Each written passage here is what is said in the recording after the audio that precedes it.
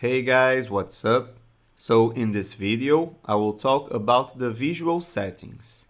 We have already explored this feature here in Enscape and we've tweaked many of its parameters, but now it's time to take a look at all the resources that it offers so that we can master it and use all its potential to help us with the final production. So let's now take a careful look at all the parameters that we can find in its window. So first of all, let's open it here in the visual settings button. Okay, I'm gonna leave this window here in the left, and I will decrease my render window here. And first of all, let's take a look at this first tab called Main. And the first resource here is the style. So we can change the style of the image and we will have different effects. And one of them that we've actually used a lot is the style called white. When we have a white material here applied on top of all the materials except the transparent ones, and creating a very useful material override effect that we've basically used so that we could understand better the effect of the light in the different surfaces of the model. So when we use this white tint, we can perceive much better if the light is really white or if it's yellow. And we can notice this in the surfaces that are directly hit by the light and also in the shadows. So this is of course a very good style to work with when we are especially setting the light. Okay, then we have a style called polystyrol, which is actually a kind of material, and the effect is very similar, but now we have a little bit of transmission of light. And especially if we increase this value here, this effect will be even stronger. And our model will resemble a kind of wax model or something similar. So this actually can be an interesting way of creating a 3D model that looks like a physical model or something like this. And I confess that I don't use this style so often, so I will change it to the next one. And then we have this one called Light View, which shows us which parts of our model are actually receiving a higher amount of light. And this can be used for investigation purposes so that we can understand better the behavior of the light in our scene. And if we use any of these styles, we can combine them with this outlines feature. And when we increase this value here, we can see the borders of our model. So we have now these outlines or profiles being displayed. And this can be a very interesting way to create a more artistic representation of our model, because now it seems like a drawing or something similar. And many people use this feature to create this kind of artistic effect. But we can also use the outlines to create a kind of ambient occlusion effect, especially if we use very low values here, so that it basically creates a very small line in between the surfaces. And this can be a way to make our image sharper with a better definition. So sometimes I actually leave the outlines on, but with a very small value, so it doesn't appear too much. But most of the time I actually leave it as 0, and then we won't have any kind of line in the borders of our surfaces. And next, we have the camera parameter. So here we can control the exposure, which is the amount of light that the camera can capture. So if we increase this parameter, we have a brighter scene. And if we decrease, our scene gets darker. And we can leave this auto exposure on so that Enscape won't let us achieve very strange results. So if we turn it off and we increase the exposure or decrease it, probably we can get completely white results or completely dark. So Enscape is not limiting our control. So normally I leave this on and I most of the time tweak a little bit. And if we would like to return to the original value, we can click here. And here you can notice that we have some other parameters that are blocked. For example, the field of view. And this is happening because when we use the synchronize views option, the field of view is controlled in the SketchUp model. So if we would like to change the field of view, which is our visual cone, so it controls if we are capturing more or less our objects in the scene. So it works like a zoom in or zoom out. We have to change this here in the traditional manner. So we can click here the zoom button in the SketchUp interface, and then down here we have the field of view. So for example, if I type 60 degrees, we will have a wider field of view and we will capture more objects in our scene. And if we use a very low value, for example 15 degrees, we are now zooming in. So we are actually controlling the lenses that we are using in the SketchUp camera. So I'll return to the original value here, which was 35. And if we would like to control this directly here in Enscape, we need to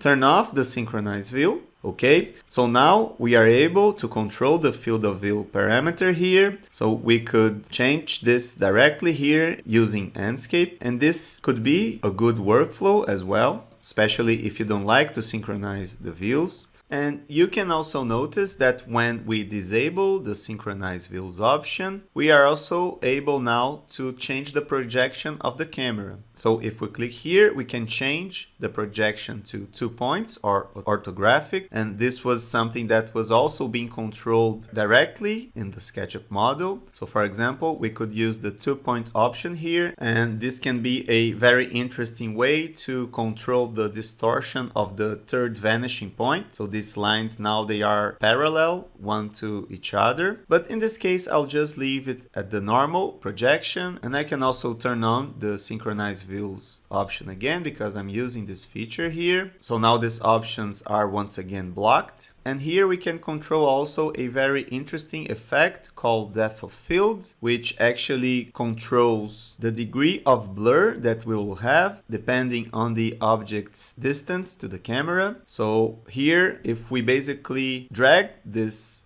button to the right, you can see that our image gets fuzzier, so we have a lot of blur. And if we basically leave the auto focus on when we play with the depth of field, Enscape is basically trying to automatically define where the focus of the camera is. So we can turn this off, and then we can manually decide where to focus our camera. So if we now change this focal point here, you can notice that there is this line, and whenever we place this line along our model, we'll have our focus area. So we can, for example, focus in the building, and now I will try another place for it. So for example, here I placed the line close to this man holding the bike, and now he is much sharper than the rest of the image. And now we can change the depth of field value, and if we increase this value, we'll have much more blur in the areas that aren't part of the focus point, and if we decrease, this effect will be much more discrete. So we can control this level of depth of field by tweaking this parameter here. And this is a very interesting way to make our render look like a photograph, because this is an effect that normally happens when we take pictures, especially with professional cameras. Okay, so I will basically restore the original value, clicking here, so we won't have any kind of depth of field, so the image doesn't have any kind of blur, and it looks very sharp. And the last parameter we can control here in our main tab is the rendering quality, and basically here I suggest that we use the ultra option for the final production. So I normally use this option to produce my final rendering, but when I'm basically adjusting the model and the parameters, I leave it as high so that it doesn't consume a lot of memory. So now we can move on and take a look at the image tab, where we have the correction controls. So first of all, we can use the auto contrast, and Enscape will try to increase the contrast automatically, but we can also turn this off and manually play with the highlights and the shadows. So for example, if we increase the highlights, the bright areas of our image will become even brighter, and if we increase the shadows, the dark areas will become darker. So we are actually increasing the contrast, but we are doing this with more control, and we can restore the values by clicking here. And of course, you can just play around with the shadows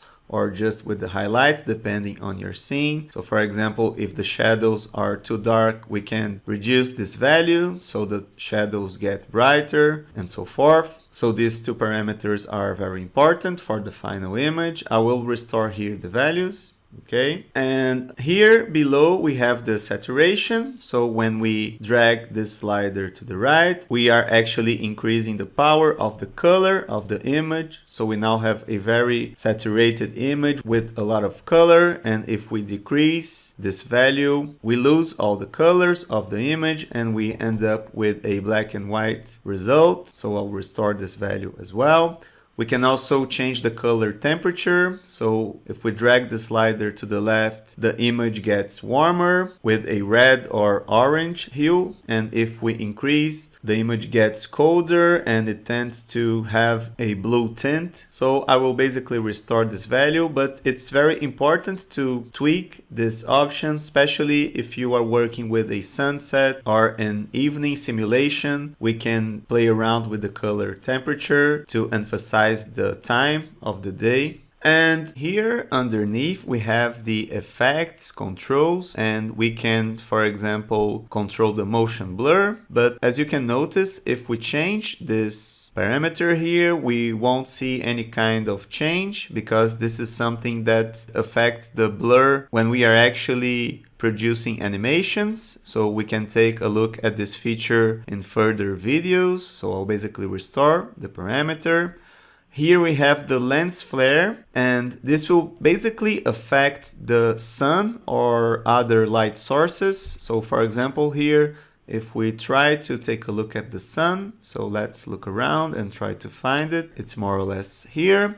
And we increase the lens flare effect, you can see that now the sun is a little bit stronger, and many times it has this geometric shape that gets more exaggerated. So when we change the lens flare, we have some interesting patterns for the light sources, and this can be interesting for a photorealistic result, especially when we have the light source appearing in a very strategic point of the image. So I'll basically restore the value, and I'll return to the original angle by clicking here in the scene. And next we have the bloom effect, which we have already experimented with. So if we increase the value, the areas that are brighter in the scene, they now have a little bit of blur. And this is also something that happens when we take pictures, especially when the sun is very strong, and also when we have artificial lights that are very strong. We have this kind of effect that can be also very interesting to configure. So I'll restore to the original value. And right after it, we have also another very interesting feature that can also help us in achieving a more photorealistic result. So when we increase the vignette, the borders of our image, they get darker, which is something that happens when we take picture, especially with old cameras. And this is of course a kind of mistake when we talk about photography, but when we simulate these mistakes in a 3D render, it actually helps us to give this image a more photographic look, because in real world we have all these photographic effects going on, which are mistakes, but they can help us to make this image less perfect so that it resembles more a photograph. So I'll restore to the original value, and the chromatic aberration is also a photographic effect that looks like a mistake, and when we increase this value, we produce this kind of diffusion effect where the edges of our image, they get a little bit green or sometimes red, and this is also a mistake that we can simulate to make our model less perfect, and in this way it can look like a photograph full of natural errors. And if I would like to have my image without any chromatic aberration, I can restore the values so we won't have this effect anymore. And now we can go on and take a look at the atmosphere tab, where we have other parameters that we can explore. And the first one is the fog parameter, and we can change the intensity of the fog, so we will have this fog effect appearing in a more intense way. So if we increase a lot this value, we won't be able to see our building in a clear condition. And of course, this is a very interesting effect to make our render more photorealistic, because normally we have at least a little bit of fog. So the default value here is actually 10%. We can also change the height. So if I increase once again the fog and I tweak the height here, we can control if this effect will happen just in the lower part of the image or it will take place in the whole scene. So we can play around with these two values if we like. I will restore the original value so we have a more clear image. And underneath we have the illumination parameters. So here we can, for example, change the sun brightness. So when we change this parameter, the sun gets more powerful, but we end up having a darker background. So you have to be careful if you would like to control the sun through this parameter. Normally, I just leave it as it is, so I will restore the original value. Here we have the night sky brightness, and this parameter will just work if we have a night simulation. So for example, if we explore here our shadows and we choose, for example, a time like 4 a.m. when we will have a very dark simulation, then this parameter here can actually interfere in the scene. So it simulates a kind of skylight condition. So if we increase, we have a brighter image, and if we decrease, it gets darker. So it's a way of fine-tuning this skylight or even moonlight effect. So I'll basically go back to my scene by clicking up here. Okay, then we have the shadow sharpness, which is a parameter that controls the softness of the shadows. So let's take a look, for example, at these shadows here that are being cast. If we increase this parameter, the shadows get sharper, so we have a very hard effect in the end. And if we decrease, the shadows get softer. So this can be an interesting parameter to change when we want to simulate, for example, a sunset or sunrise, when we normally have very soft shadows, or even other times of the day. So it can be important to take a look at these shadows depending on your kind of simulation. I will restore the original value here. And the next parameter, called artificial light brightness, controls the brightness of all the artificial light sources of the scene. So for example, if I introduce here any kind of light, so I'll click up here to create an object, I'll click here and I will make a sphere light, and I'll basically place it anywhere in the scene. So let's take a look at this light here. I will move it a little bit up in the z-axis, and I will increase its intensity. So now we can see the light, it's actually here. And of course we can change the intensity of the light by tweaking here the intensity as we just did. But if we use the artificial light brightness in the visual settings, we can also change this intensity. And one advantage would be that this parameter here would affect all the lights in the scene. So if I have, for example, a copy of this light and I change here the artificial light brightness, it's actually affecting both lights at the same time. So this can be good for your workflow depending on how your scene is organized. So I'll basically delete these two lights now. And the last parameter here of the illumination group is called ambient brightness. And you can see that if we change here this parameter, we won't see any change in our render, because this effect normally works better in interior scenes. So you can try it out in your own scenes and you will notice that it actually can make your interior renders darker or brighter, because it will interfere in the number of reflections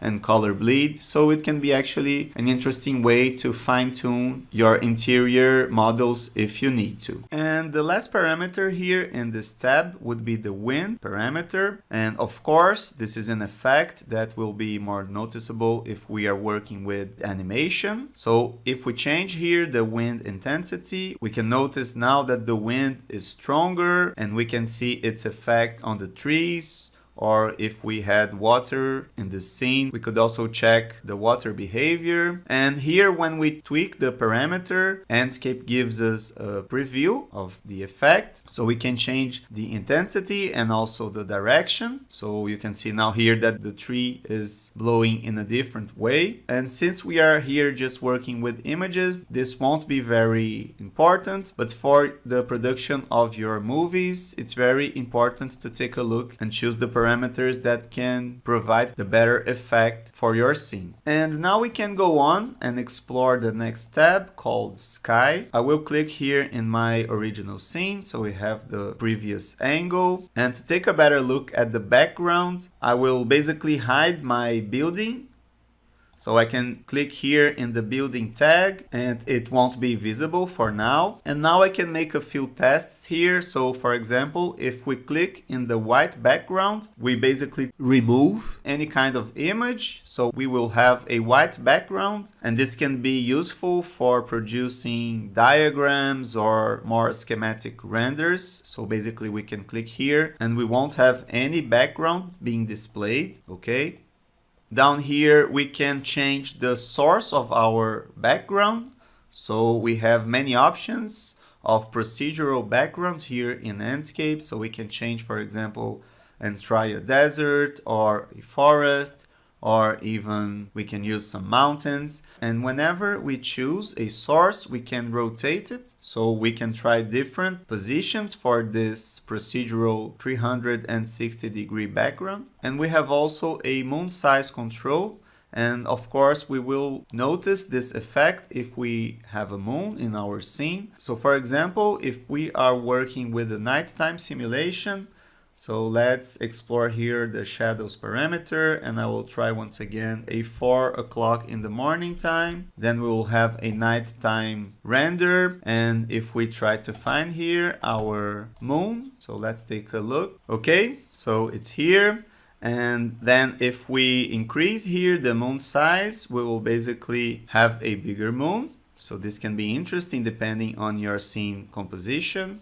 I'll basically restore the original value here, and I'll go back to the original scene by clicking here. Okay, I will once again hide my building. And then we have the clouds parameters. So here we can change the density of the clouds, so we will have more clouds in our sky. We can also change the variety of the clouds, so they will have now different forms and they won't be very similar one to another. We can also change the cirrus amount, and let's take a look up here because this will basically control these very light clouds that we can see. I will decrease the density of the normal clouds.